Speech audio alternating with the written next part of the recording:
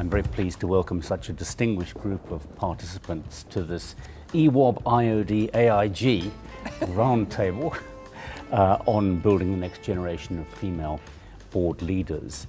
In Britain, there are some grounds for optimism around gender diversity on boards. In the FTSE 100, female representation has grown from less than 12% to nearly 23% over the past 3 years. And the same issue of good progress at the non-executive level, but limited change in the pipeline of senior female executives is reflected, I believe, in the experience of many other European countries.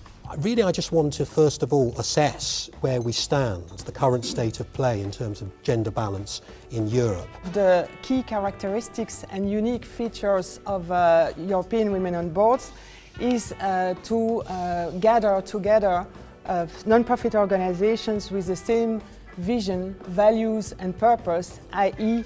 gender diversity on boards, as a means to foster a smart, inclusive and sustainable growth, which is Europe's 2020 objective.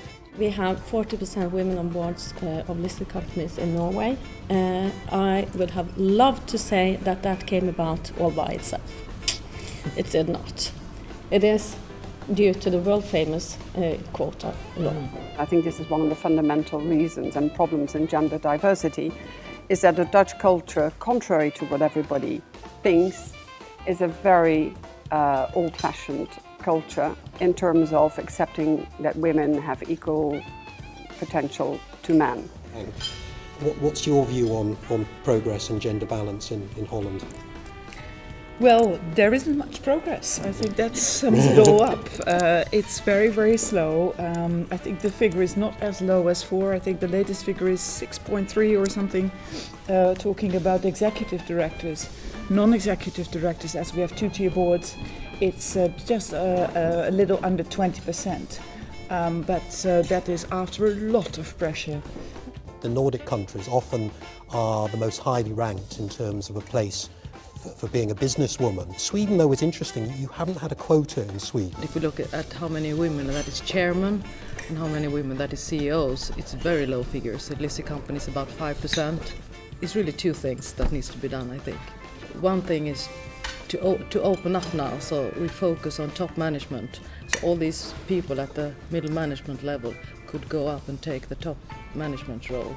And the second thing is to make women want to go up there at top management. When young women come into into their career, they can't really look to many role models and say, I want to be like her one day. I've learnt to describe my experience as a non-linear career.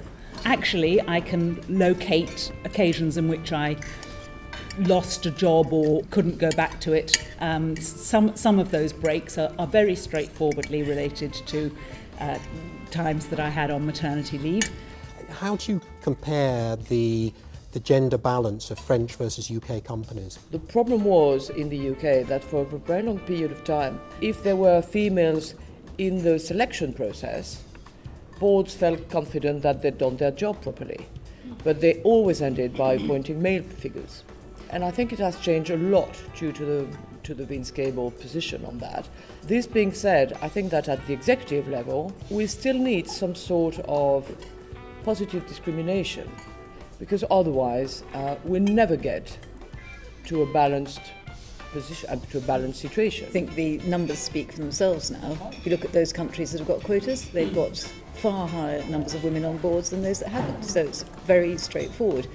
But we absolutely have to work at getting more women from middle management up to senior management. And you just look at any profession or any sector of a corporation and the same thing happens. Plenty of women at the bottom, all disappear around about the 30s at that key promotion/motherhood point, and they're just not there when you get to the top.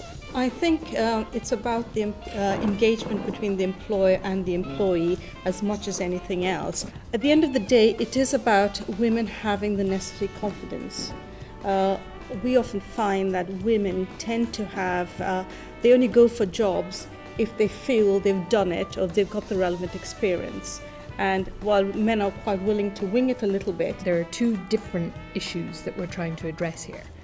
One is about diversity on the boards, that we're speaking about for its own sake, for better governance, for better decision making, for all of the advantages I think that we would all agree come from having a diverse board. In many ways that's relatively easy to achieve.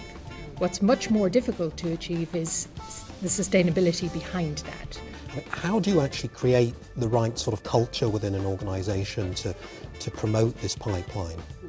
What we're really talking about is fundamentally is a mindset problem, both with men and with females. And the mindset problem comes from hundreds of years of history, culture, religion that have influenced all of us and that we have embedded.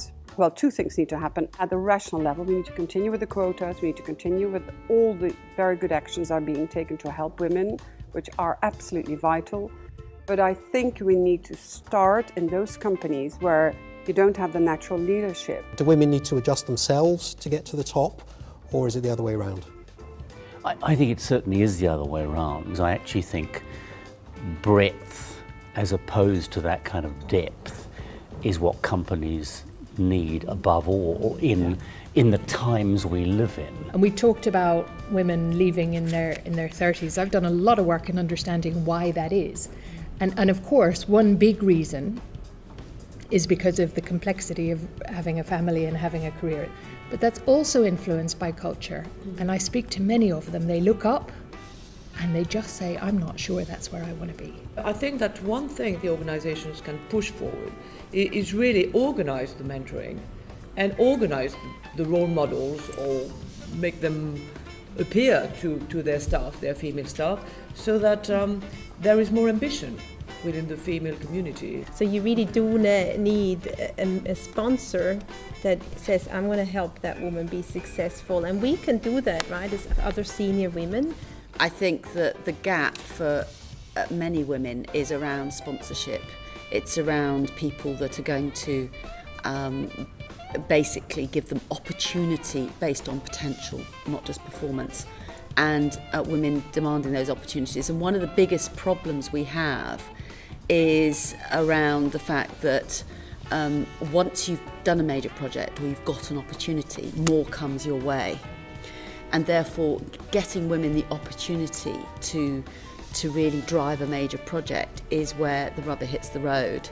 And I think that there needs to be less of a focus in organisations on fixing the women, and more of a focus in organisations on fixing the organisation and the way it allocates opportunity, promotions and succession planning. Now, succession planning is a huge issue. The Financial Reporting Council is focusing on it as a failure of governance. On too many boards, succession planning is not done well. Their point is that if you really want to go for fundamental change, which it is changing the mindset, you have to not only work at a rational level, you also have to work at an emotional level. If you're talking about cultural change, there is a whole scala of things that need to be done, and training is definitely one of them. It is an incredibly important topic. If you think about it, if we don't address it, we're kind of sacrificing half of the intellectual capacity out there. So it is something that is very important and near to dear, obviously, to everyone's heart, as you could see by the lively debate. Thank you, everyone. Thank you. It's great to meet you all. Thank you.